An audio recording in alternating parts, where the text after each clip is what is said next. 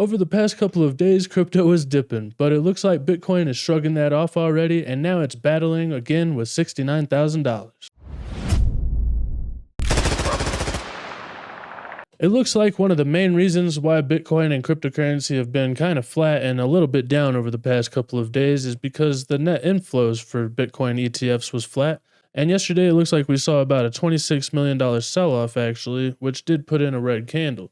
But today it looks like Bitcoin is coming back and it shrugged off these concerns as it continues to head higher, even in the face of the US government sending 30,000 Bitcoin to Coinbase from the Silk Road seizures, and it looks like they're going to be dumping this if they haven't already. Then if the government and the biggest institutions in the world selling Bitcoin wasn't enough, the Fed came out yesterday with Jerome Powell saying that he expects them not to be doing any rate cuts until later this year.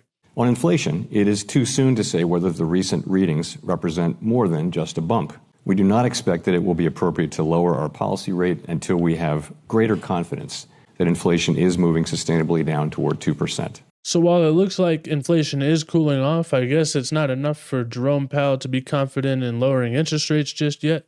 And this seems to have had somewhat of a negative impact on the market for a short time yesterday. But today it looks like all of this FUD has been pushed to the side. And it looks like everybody's just holding on to the certainty that we actually have, that the halving is coming up in less than a month. And that usually results in a dramatic increase in the price, so I think people are getting just ready for that. Yesterday we had an announcement that Coinbase CEO Brian Armstrong said that Bitcoin's Lightning Network integration should be launching soon on Coinbase.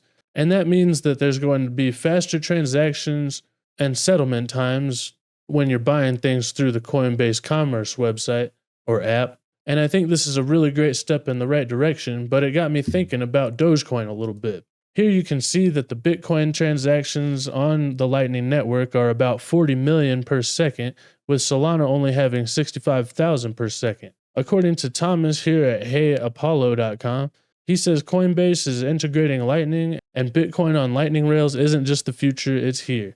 But then I went and asked Grok if Dogecoin could get or join the Lightning Network, maybe it could even get its own since it's based on Bitcoin's code. And the first time I asked Grok this, it actually gave me a little bit of a better answer. It said that there has been some discussion in the Dogecoin community about actually adopting the Lightning Network, but I refreshed the page, so I had to ask it again, and this is what it had to say. It said, yes, other coins like Dogecoin can join the Lightning Network or implement their own version of it. The Lightning Network is not exclusive to Bitcoin, and it can be adapted to other cryptocurrencies. In fact, several altcoins have adopted or are in the process of adopting the Lightning Network technology. For example, Litecoin and Ethereum have adapted this technology, and Lightning Labs has been working on expanding the Lightning Network's capabilities to support other cryptocurrencies. If you don't know, Dogecoin is actually based on a fork of Litecoin, which was based on the Bitcoin code. And as it says here, Dogecoin being based on the Bitcoin code, theoretically it has the potential to join the Lightning Network or create its own version. However, as of the latest information available, there hasn't been any official announcement or significant development towards Dogecoin joining the Lightning Network or creating its own version. This is what I think is really important about that though, because as you can see, Dogecoin has about 33 transactions per second versus Bitcoin's average of 7 transactions per second. And that means that just on the base layer, Dogecoin can handle more than, I think it's like 4.5 or 4.7 times the amount that Bitcoin can actually handle. And if we go back to this little animation here, you can see that Bitcoin can handle 40 million transactions per second on the Lightning Network, which means that if you multiply that times 5, then that means that if Dogecoin were to adopt the Lightning Network, then it could probably handle about 200 million transactions a second. With Bitcoin being seen as a deflationary currency and a really great store of value, a lot of people have been debating on whether or not it can actually be used as a currency because it continues to gain value, and that's just going to make people want to hold on to their Bitcoin instead of spending it. But since Dogecoin has a little bit higher of an inflation rate, it does incentivize people to actually spend it, and if it can handle 200 million transactions per second, then I think we can run a lot of stuff on the Dogecoin rails. This is something that I haven't really heard anybody talk about in the Dogecoin community. I did ask Ross Nicole about this whenever he was doing a coding live stream on a previous update of Dogecoin before he actually left the team. And he said that it was possible, so hopefully we're going to be seeing them integrate that kind of upgrade here in the near future, or at least start talking about it. But for now, I think it's up to people like you and me in the Dogecoin community to get the developers thinking about this kind of thing, or at least get some influencers talking about it or bring it up as an idea in the community.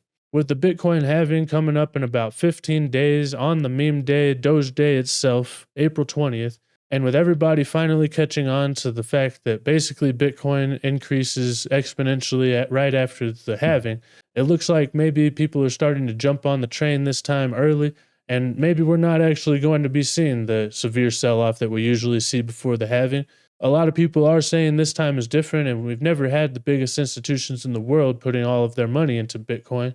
So maybe this time really is different, and the more that they try to sell off all of their Bitcoin and try to dump it on the market, and the more that we actually resist that and buy the Bitcoin off of the market, holding it and not selling it back to them, the more we can distribute the power to the people and take it back from these institutions that have been controlling our governments and our lives for the past few decades. Let me know in the comments, what do you guys think? Can Dogecoin be the people's currency and actually be used as a real world currency?